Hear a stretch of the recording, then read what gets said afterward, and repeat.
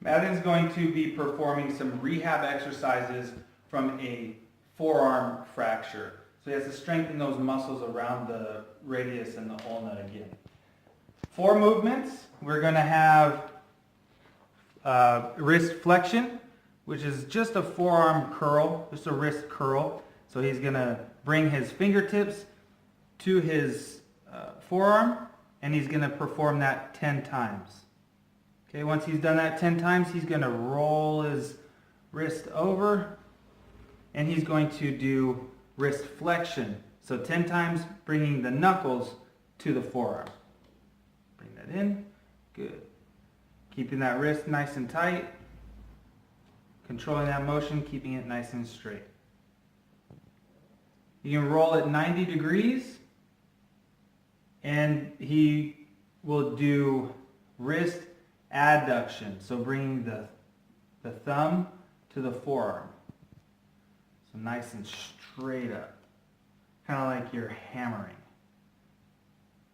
Good. And lastly, we would have wrist abduction, where he reaches out, taking his pinky to the forearm. So they do that 10 to 15 times. He'll do those 10 to 15 times, 2 to 3 sets, and he can do that 2 to 3 times per week. As his strength progresses here, we can go back to the original movement of wrist flexion. We're using a real light weight for him to start. Originally we started with a tight wrist, and he just did a short motion here.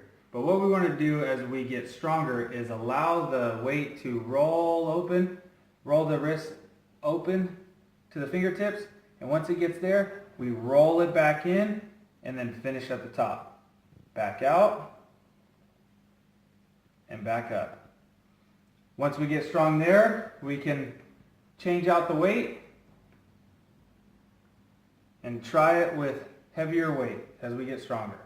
Rolling out and rolling up.